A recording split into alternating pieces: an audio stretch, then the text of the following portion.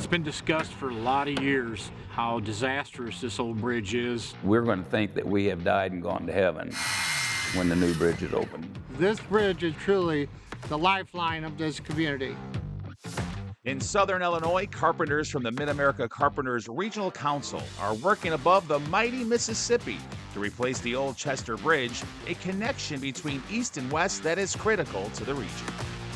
My grandfather helped build the first bridge in Chester. There had been just ferry service up until that point. If it wasn't for that bridge, Perryville probably wouldn't be what it is, and Chester probably wouldn't be what it is. Chester's a very old community, settled in the early 1800s as a trading post on the river. Our most famous citizen is Popeye the Sailor. Chester is the home of Popeye.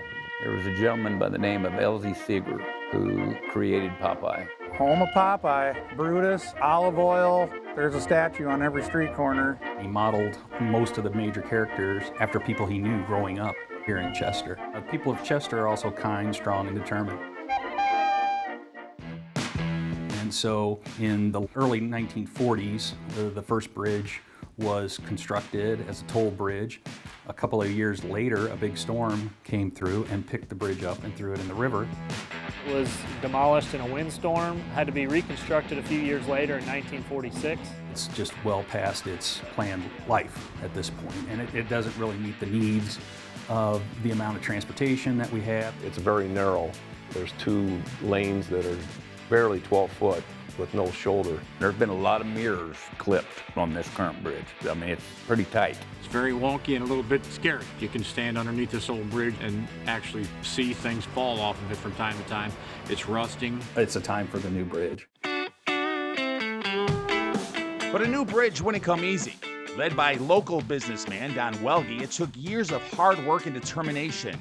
Finally, with the strength of Popeye, after a can of spinach, Don powered through and got the job done. My dad became a really passionate advocate for the need for a new bridge. Don was quite a man. He would go to the Capitol in Missouri and he would work hard for advocating for a new bridge. He was very involved in both Chester and Perryville. He said he had kind of one leg on each side of the river. And he finally did it. I had to sign a proclamation as being the mayor of Chester supporting the bridge and naming it the Don Welge Memorial Bridge, because without Don, it wouldn't have happened. Projects like this don't come up often. We're very lucky to have a project this size in our area. It means a lot of jobs. Everybody down here that's working on the project is local. 1.4 miles from my front door. Once I step out, it doesn't take me long to get here. This is a two-state project on the Missouri side and the Illinois side. Mid-America Carpenters Regional Council covers the entire state of Illinois, Missouri, Kansas, and Iowa. So with that comes mobility.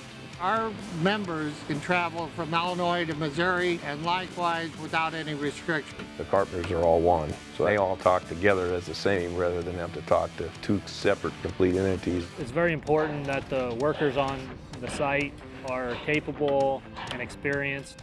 You don't build a bridge like this every day. And just like our hero Popeye, the men and women of the Mid-America Carpenters Regional Council are ready to take on any challenge.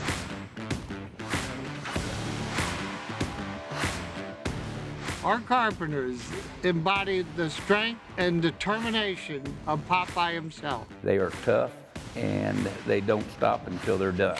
The grit, the strength of just being beat down so hard, but then you just get back up and you just fight even harder and get everything knocked out. It takes a special kind of person to get up 250 feet off the water. The carpenters have been called to duty and they've done a real good job. The men and women from the carpenters are skilled and knowledgeable enough to do this work.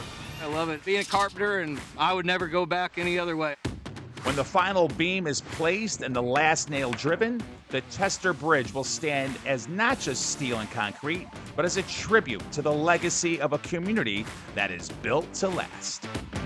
I look forward to a great grand opening to the bridge in 2026. I look at this bridge as a legacy that I helped build this with my brothers and sisters, with my hands side by side, and still going home every night. It's going to be such a spectacular structure when it's done. When it's all complete, I'll be very proud of this bridge project. I know Don would be happy with the way it's being done. I think this would honor Don's legacy. I think seeing that beautiful bridge on the river here would make him very happy.